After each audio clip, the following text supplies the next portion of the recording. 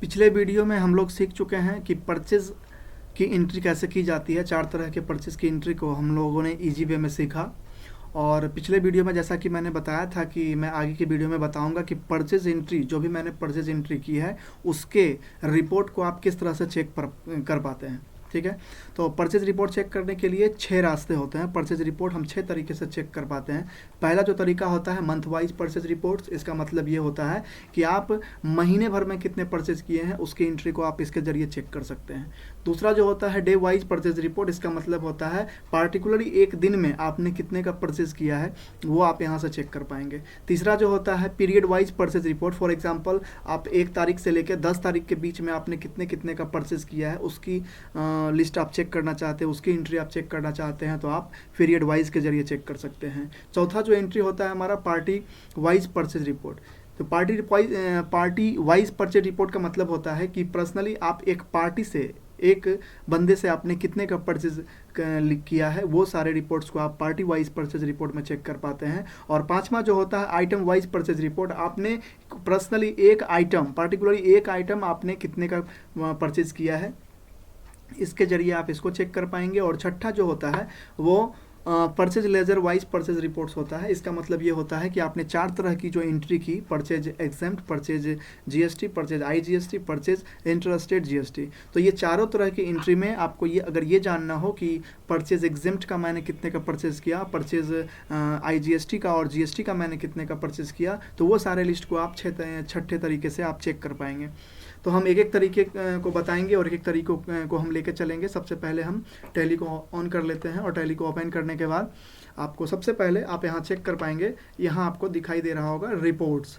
तो टैली में किसी भी तरह के रिपोर्ट को चेक करने के लिए आपको रिपोर्ट में जाना पड़ता है। ये balance sheet, profit and loss, stock summary and ratio analysis और डिस्प्ले, ये सारे चीज़ जो हैं ये रिपोर्ट को चेक करते हैं। फिलहाल मैं एक एक करके एंट्री को बताऊँगा। सबसे पहला जो एंट्री है मंथ वाइज परचेज रिपोर्ट है। तो मंथ वाइज परचेज रिपोर्ट को चेक करने के लिए आपको सबसे पहले आना होगा डिस्प्ले में। डिस्प्ले को आप इंटर करेंगे और जैसे ही डिस्प्ले को इंटर करेंगे आपको यहाँ दिखाई देगा अकाउंट्स बुक। आपको अकाउंट्स बुक में जाना है और फिर नीचे प्रेस करते हुए आपको आना है यहाँ परचेज रजिस्टर। ठीक है, जैसे ही आप परचेज रजिस्टर पे क्लिक करते हैं या एंटर प्रेस करते हैं कीपैड के जरिए तो आप यहाँ देख सकते हैं पार्टिकुलर्स में आपको पूरे मंथ का, मंथ वाइज, क्योंकि मैं मंथ का चेक कर रहा हूँ तो पूरे मंथ वाइज मैंने पूरे ईयर में मैंने अगस्त में इतना का परचेज, इतने का परचेज किया है वो यहाँ क्लोजिंग बैलेंस में और डेबिट में यहाँ मुझे यहाँ दिखाई दे रहा है। इसके लिए एक और शॉर्टकट की है जिसका आप यूज़ कर सकते हैं। उसका शॉर्टकट की है D for display, A for accounts book और पी फॉर परचेज लेजर। आप डी, ए और पी करके भी आप जो मंथ वाइज परचेज रिपोर्ट है आप उसको यहाँ से चेक कर पाएंगे। ठीक है, और दूसरा चीज़ है, अब मैं दूसरे टॉपिक पे चलूँगा। दूसरा जो टॉपिक है हमारा जो चेक करने का जो तरीका है वो है day wise purchase report. Day wise purchase report का मतलब होता है कि आपने पार्टिकुलरली एक दिन में कितने का परचेज किया है उसको अगर आपको चेक करना है। तो इस मंथ में तो मुझे यहाँ बता रहा है कि यहाँ पे मैंने 1,53,868 रुपये का मैंने परचेज़ किया है। तो आप किसी भी मंथ पे जा सकते हो। मैंने यहाँ फ़िलहाल एक ही मंथ में परचेज़ किया है। अगर आपने हर एक मंथ में अगर परचेज़ किया होता तो आपको सारा यहाँ पे दिखाई देता। मैं यहाँ कोई भी मंथ पे, जैसे मैं अक्टूबर पे जाता हूँ, मैं इंटर प्रेस करता हूँ। अब मुझे यहाँ अगर चेक करनी है कि मैंने पार्टिकुलरली एक दिन में कितने का परचेज़ किया है तो आप इसके लिए आप यहाँ देख सकते हैं फंक्शन बार में आपको यहाँ पे F2 डेट दिखाई दे रहा है। आपने यहाँ F2 डेट को यहाँ प्रेस करना है और आपको अगर चेक करना है कि मैंने पार्टिकुलरली एक दिन में कितने का परचेज़ किया है। सपोज मैं 1/8/2020 को टाइप करता हूँ, इंटर प्रेस करता हूँ। आप देख सकते हैं 1/8/2020 को मैंने इतना एंट्री किया है, आपको यहाँ दिखाई दे रहा है। ESC से मैं प्रेस से बैक करता हूँ। इसके बाद मैं नवंबर पे आता हूँ और फिर यहाँ पे इंटर करता हूँ। पार्टिकुलर चेक करने के लिए हमको यहाँ पे फिर से डेट आना है और डेट पे यहाँ पे 2/8/2020 है। मैं यहाँ देता हूँ 1/7/2020। आप यहाँ देख सकते हैं यहाँ पे कुछ भी दिखाई नहीं दे रहा है। इसका मतलब ये है, इसका कारण ये हुआ कि मैंने 1 अगस्त को ही मैंने परचेज़ किया था। मैंने 1 सितंबर या 1 जुलाई को परचेज़ नहीं किया था। अगर ये परचेज हो रहेगा यानी हुआ रहेगा तो आप यहाँ से उसको चेक कर पाइएगा। ठीक है, तीसरे रिपोर्ट में मैं चलूँगा तो उससे पहले तीसरे रिपोर्ट को चेक करने के लिए तीसरा रिपोर्ट जो हमारा होता है वो होता है कि पीरियड वाइज परचेज रिपोर्ट, इसका मतलब है फॉर एग्जांपल मैं आपको बता दूं कि आपने 1 अगस्त से लेके 10 अगस्त तक आपको चेक करना है कि पार्टिकुलर 1 से लेके 10 दिन में आपने कितने कितने का परचेज किया, तो आप वहाँ से देख पाएंगे कि टोटल को चेक करने के लिए। उसके लिए भी फंक्शन बार में आपको यहाँ पे दिख रहा होगा पीरियड, F2 के बाद आपको यहाँ पे शॉर्टकट की F2 में ही आपको यहाँ अल्ट के साथ F2 प्रेस करना है, क्योंकि अल्ट के साथ जैसे ही आप F2 को प्रेस कीजिएगा तो आपको यहाँ देख सकते हैं फ्रॉम का मतलब हो गया आप कब से टू कब तक आप इसको चेक करना चाहते हैं। मैं यहाँ पे 1/4/2020 से मैं 1/9/2020 तक चेक करना चाहता हूँ कि मैंने कितने कितने का परचेज किया है। तो आप यहाँ देख सकते हैं 1/9 तक मैंने चेक किया है, तो मैंने सिर्फ अगस्त में ही परचेज किया है, तो अगस्त में ही यहाँ दिखाई दे रहा है, बाकी सितंबर तक यहाँ आ रहा है। फॉर एग्जांपल मैं फिर से एक बार अगर चेक करूँ तो मैं यहाँ पे परचेज लेजर पे इंटर करता हूँ और यहीं पे अल्ट के साथ कीबोर्ड से आप अल्ट के साथ F2 प्रेस करके आप यहाँ 1/4/2020 से 1/12/2020 में चेक करता हूँ देखने के लिए कि मेरा हुआ है या नहीं। आप यहाँ देख सकते हैं 12 महीने तक का तो लिस्ट मेरा आ रहा है, लेकिन मैंने अगस्त के महीने में परचेज किया है तो यहाँ पे अगस्त का महीना ही दिखा रहा है। ठीक है, तो तीसरे रिपोर्ट के बाद मैं आऊँगा चौथा रिपोर्ट जो होता है हमारा पार्टी वाइज परचेज रिजल्ट कि इसका मतलब होता है कि आपने पर्सनली एक पार्टी से कितने का परचेज किया है। तो उस पार्टी का रिपोर्ट चेक करने के लिए आपको ESC से सबसे पहले पूरा बैक आना है और डिस्प्ले पे आना है। ठीक है, और डिस्प्ले पर जैसे ही आप आते हैं तो आपको डिस्प्ले के लिए आप पे इंटर करते हैं। जैसे ही आप इंटर प्रेस करते हैं डिस्प्ले के बाद आपको फिर से आना होता है अकाउंट्स बुक पे, और अकाउंट्स बुक पे आप आते हैं और अकाउंट्स बुक पे आने के बाद अब जैसे कि मैं party wise purchase report check कर रहा हूँ तो मुझे यहाँ पे लेजर पार्टी जो है पार्टी वाइज परचेज रिपोर्ट में चेक कर रहा हूँ तो मुझे यहाँ पे लेजर पे आना होगा। इसका शॉर्टकट की क्या हो जाएगा, इसका शॉर्टकट की हो जाएगा D for display, A for accounts book और L फॉर लेजर।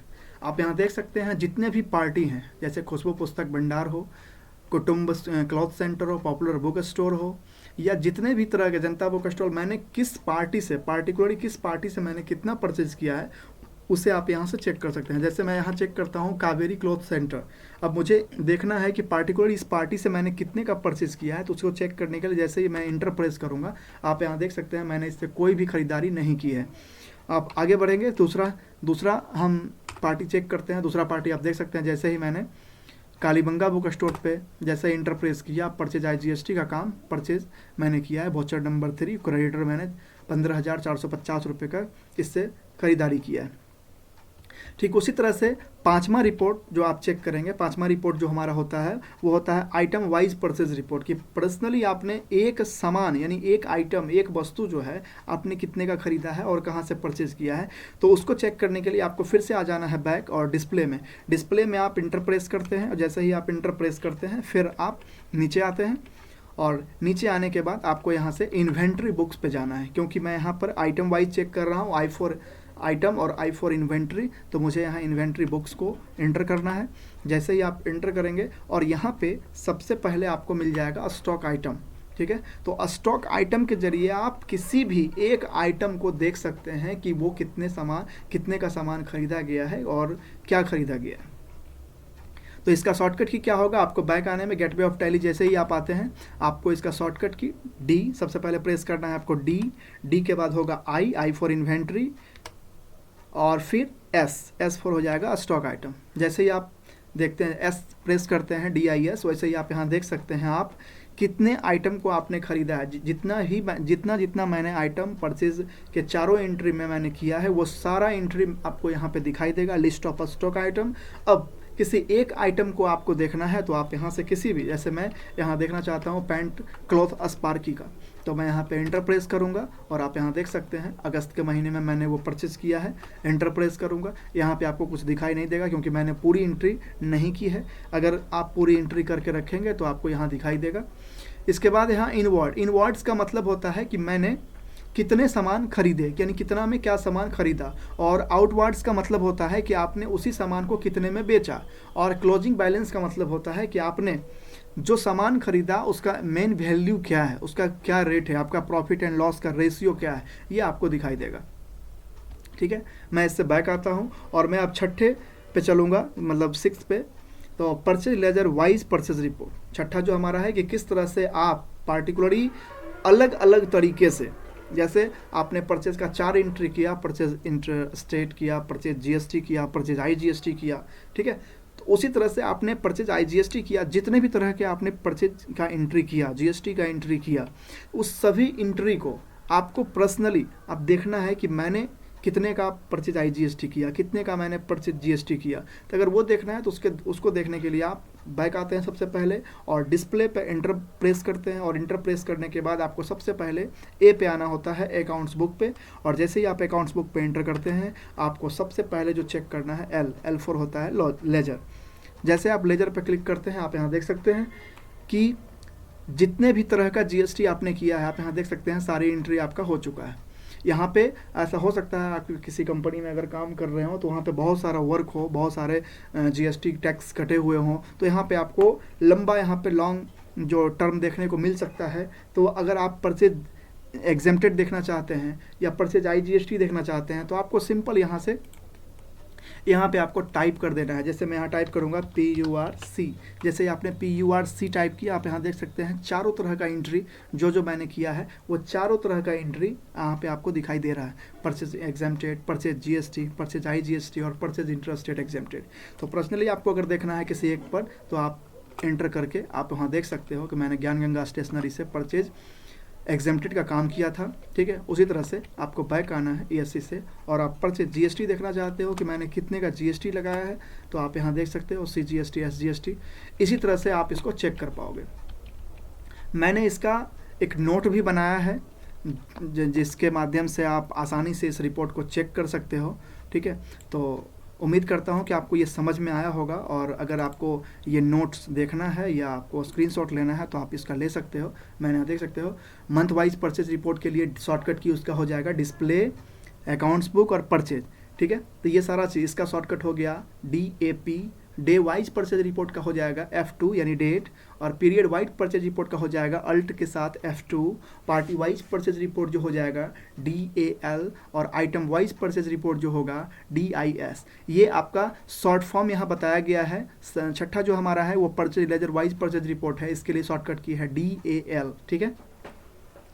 अब यहाँ देख सकते हो जब आप डी प्रेस करते हो तो डिस्प्ले होता है, A फॉर अकाउंट्स बुक और P फॉर परचेज। यहाँ पे पूरा स्टैंड फॉर मैंने आपको बताया है DAI डिस्प्ले, अकाउंट्स बुक और लेजर, सॉरी DAL और DIS डिस्प्ले, इन्वेंट्री बुक और stock item, DAL display, accounts book और लेजर। ये आप स्क्रीनशॉट ले सकते हो, और ये 6 तरह की एंट्री को आप 6 तरीके से उसको आप चेक कर सकते हो परचेज में। फिलहाल मैं अगली वीडियो में जब आऊँगा तो मैं आपको बताऊँगा कि आप किस तरह से किसी भी कंपनी को एडिट कर सकते हो। अगर आपने किसी कंपनी में काम किया और उस कंपनी में अगर कुछ गलती हो गया, फॉर एग्जांपल आपने उस कंपनी का नाम गलत कर दिया, फॉर एग्जांपल आपने उस कंपनी का GST नंबर गलत कर दिया, या उसमें आपको पासवर्ड डालना है या कंपनी का नाम बदलना है, तो ये जितने भी तरह की एंट्रियाँ होगी या जितने भी तरह के जो वर्क होंगे, जो एडिटिंग वर्क होगा, मैं अगली वीडियो में लेके आऊँगा। तब तक आप 6 तरह का जो रिपोर्ट है उसको आप देखिए और इसका